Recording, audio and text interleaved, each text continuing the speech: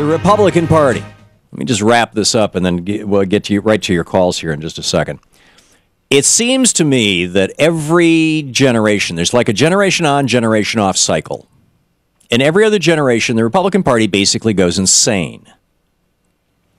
And I was up to just a minute ago, and in just a moment here, Paul, I'm going to be calling for clip number 8 and clip number 7.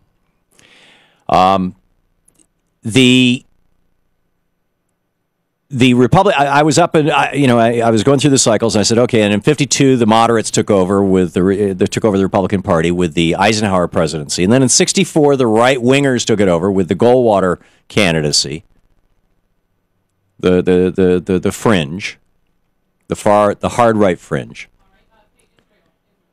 and then and then that kind of crashed and burned, and so in 72, I guess it was. You had the moderates took back the Republican Party with Richard Nixon, who, yes, was a moderate. Richard Nixon proposed a national health care system virtually identical to Obamacare in 73. Go back and look it up. It'll blow your mind. And so anyhow, the moderates took it back in the 70s, and then in the 1980s, of course, Reagan came along, and the crazies, the right-wingers, took the Republican Party again, and you had we had the worst recession during the Reagan administration that we had had since the Great Depression. It followed his giant tax cut on millionaires and billionaires. Unemployment was over 12%. There was the biggest stock market crash since the Great Depression during the Reagan administration. We tend to forget all these things, right? Reagan's policies didn't work all that well. Reagan ran up more debt in 8 years, and to get out of the disaster that he created with his tax cuts and his fiscal policies, what he did was he raised taxes radically on working people. He doubled the taxes. The biggest tax increase on working people, on people who make under $100,000 a year in the history of the United States, happened in the Reagan administration. Just like, oddly enough, and nobody seems to know about it, the biggest tax cut in the history of the United States on people making under $100,000 a year happened during the Obama administration. But in any case, so Reagan raises taxes on working people, and but it still wasn't enough. He still borrowed more money than every president from George Washington through Abraham Lincoln, through Teddy Roosevelt, through Franklin, all the way up to Jimmy Carter. You take all of them combined. Ronald Reagan borrowed more money in 8 years than every president of the United States up until that point combined. And he left office in 1988, leaving us with a near $3 trillion debt. When he came into office, we had never had even a $1 trillion debt. And then the moderates took over the Republican Party again with George Herbert Walker Bush, who had called Reaganomics voodoo economics. He raised taxes, which lost him the election. The crazies still had some force, but the moderates took over the Republican Party. And then the crazies took it back again with the election of George W. Bush, and and they got a little boost with the Tea Party thing in 2010.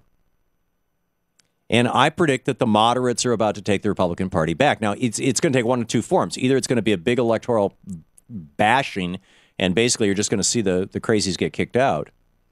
Or it's going to be the presidency of Mitt Romney, who's going to take off his mask and show us that he's actually the same Republican he was when he was the Republican governor of Massachusetts, a moderate, a Richard Nixon Republican.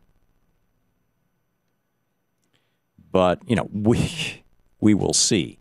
But as a result of these cycles, this country has suffered tremendously.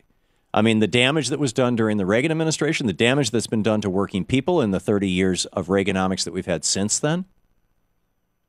We basically no longer have a strong middle class. The vast majority of the American middle class now has so little equity in their homes and in their savings that if they lose their job, if they lose all their forms of income within a year at the most, well over 50% of all Americans within 3 months are wiped out.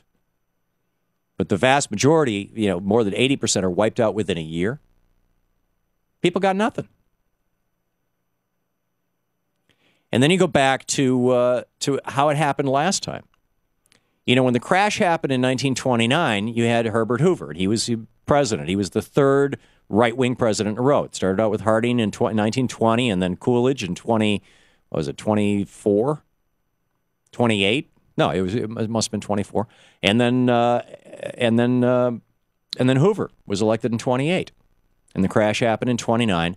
And Hoover's response to it was to have austerity. Right? Let's tighten the screws down a little bit. We got to cut taxes on the rich people, keep them low. You know, recession's not a time to raise taxes. FDR came in, by the way, and raised taxes on rich people up to 91%, where they stayed from the 1940s or late 1930s all the way up until the 1960s. And what did it do? It produced a revolution in America.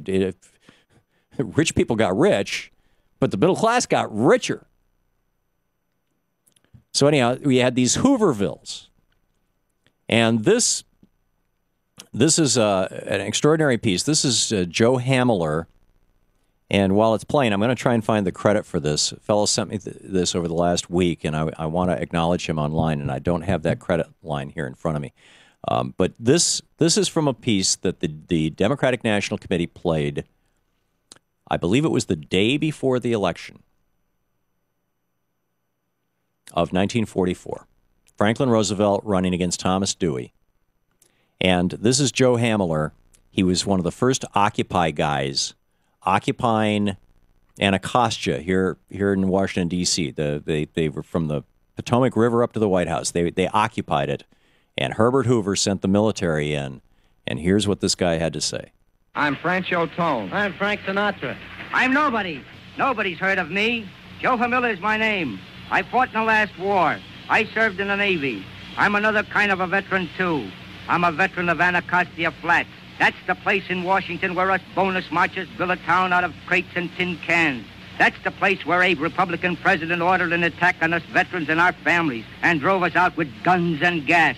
On July 28, 1932, I saw two of my buddies get killed in that attack. I was there. I saw them killed. Now here is why I am voting for Roosevelt. He gave us vets a square deal and a new deal. Roosevelt will see that the kids in this war will get a break, too.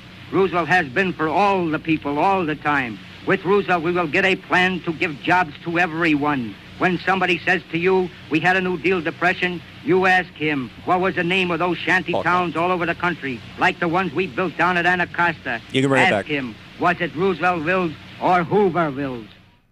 There you go. And so, you know, this guy, I saw two of my friends killed. This was when the government came in and busted up these Occupy things. And what was the name? Paul Collins is the guy who sent this to me. Thank you, Paul, for that. Randy in West Allis, Wisconsin. Hey, Randy, what's up? Hey, good morning. I've actually never seen your show before until this morning, and I just realized you're the guy who wrote that book, Screwed, right? Yeah. Yeah, cool. I'm gonna have to go out and get that book. Hey, I just got a real quick question, and this might actually seem a little stupid. I know George Romney ran for president, and I from what I understand, recently what I've seen on television, he was apparently immigrated here from Mexico. If he was not born in the United States, how could he have run for the presidency? I don't know. I don't know. You know, people have asked me that question before, and I keep saying I'm going to look it up one of these days, and I'm going to have to because people keep asking. But I genuinely don't know the answer. His father and grandfather went down to Mexico because polygamy was made illegal in the United States, and they had a bunch of wives. And you know, whether they came across the border to give birth to George and then went back or what, I don't. You know, I frankly don't know, Randy. I'm sorry. So I'm you know, but life in the big city. Israel in Rochester, New York. Hey, Israel, what's up? How you doing this afternoon? I would usually watch it, but, you know, never really called until this time now, and I appreciate you taking my call. And I would want to address to let the American people know that it's not really about Democrat, Republican, because both of them ideally is the problem.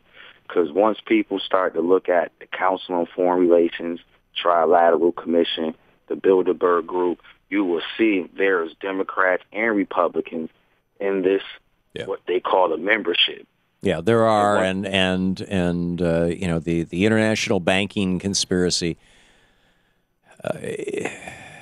There we do have a problem with international banksters, But they're not the only billionaires out there. And the guys on Wall Street are not, the people who are funding these, Foster Friess and Shelley Adelson and John Paulson, these hedge fund billionaires. These are not the Bilderbergs. It's not part of the giant banker conspiracy, or if you want to use the Stormfront language, the giant Jewish conspiracy, or any of that kind of nonsense.